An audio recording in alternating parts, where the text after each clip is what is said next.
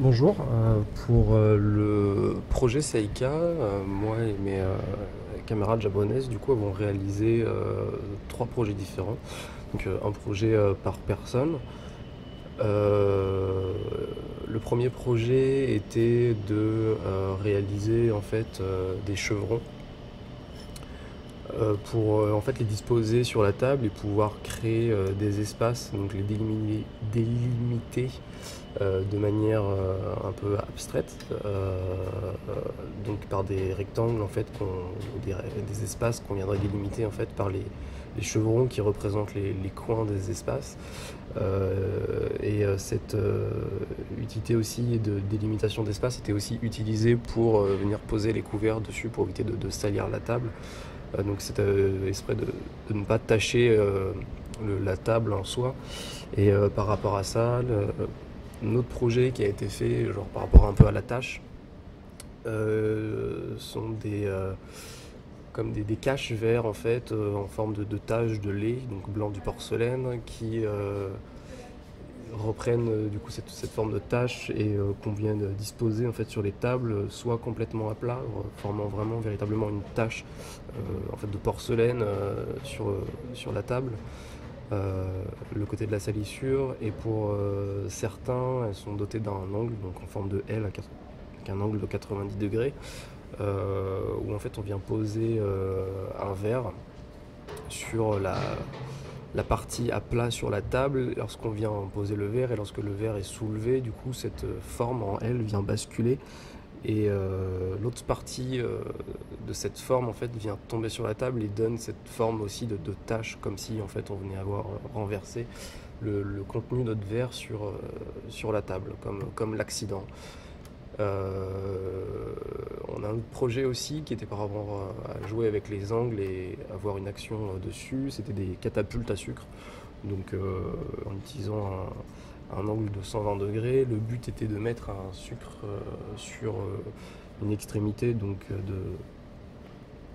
de cette catapulte, et avec notre tasse remplie de café, de thé, ou voilà, en fait venir taper sur l'autre côté, incliner la petite partie sur cette catapulte pour ainsi faire éjecter le sucre. Et le but de ça, c'est de transformer ce moment de sucrer le café en un jeu, et essayer de viser finalement cette tasse avec le sucre.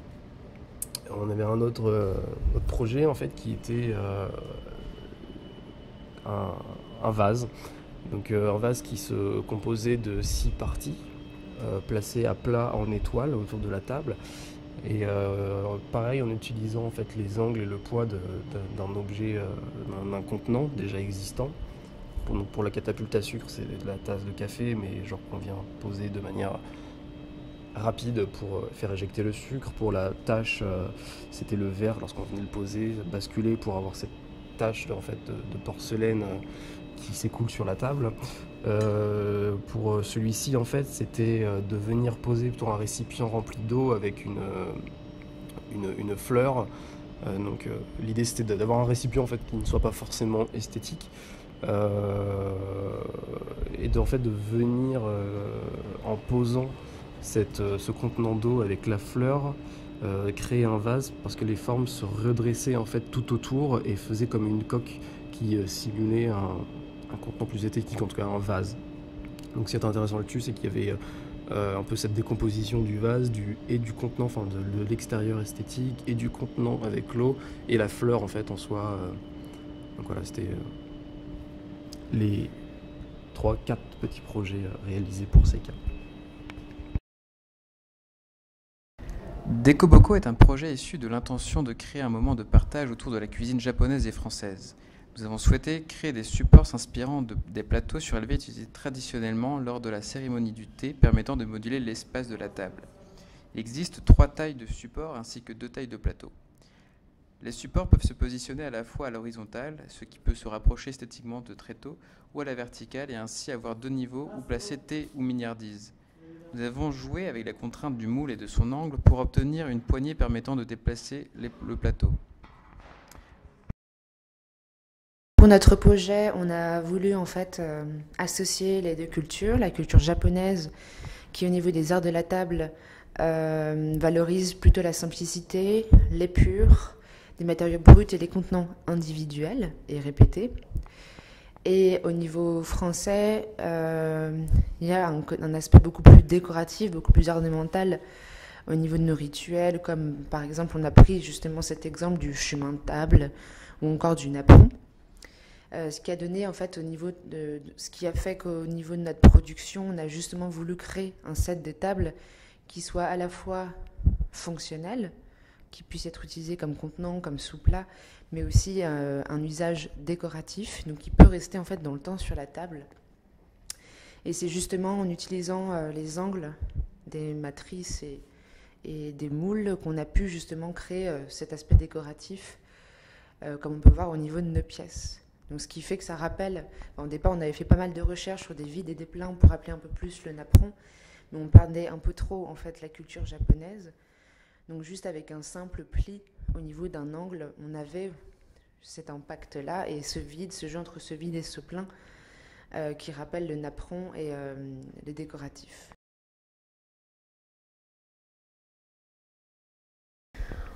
Le projet intitulé Ohashi, qui signifie baguette en japonais, et Ohashi comme architecture en français. Pour ce projet, notre objectif était de réutiliser les chutes qu'on avait cumulées pour en faire un centre de table. Nous les avons redessinées afin que les formes puissent être évocatrices de plusieurs choses à la fois, faisant ainsi appel à notre imaginaire. Ohashi est tout aussi bien un centre de table qu'un jeu de construction, destiné à être manipulé, déplacé, déconstruit, reconstruit avec ou sans baguette, en dehors ou au cours d'un repas. On peut la considérer comme une micro-architecture de table qui peut tout aussi bien accompagner le thème d'un repas que de distraire les convives. Le second projet, Mogu Mogu, qui signifie miam miam en japonais, est un projet complémentaire à celui que je vous ai présenté.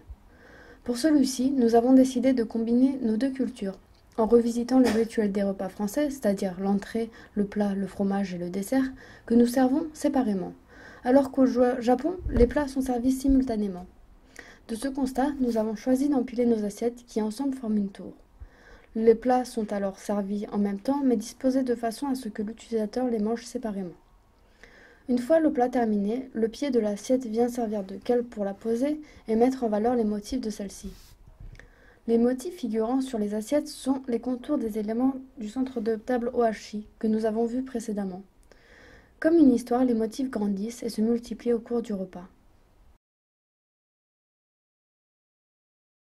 Alors le projet est un support à baguette japonaise. Elle s'appelle Tsubame, donc en japonais ce qui signifie hirondelle, de par leur forme. Elles sont taillées directement dans la plaque et ce qui est intéressant c'est également qu'on a conservé cette plaque comme un deuxième objet présent sur la table. Ce qui fait qu'il y aurait à la fois un petit peu comme des pièces de maquette qu'on viendrait détacher de sa structure en plastique, on retrouverait l'élément positif et négatif de l'objet.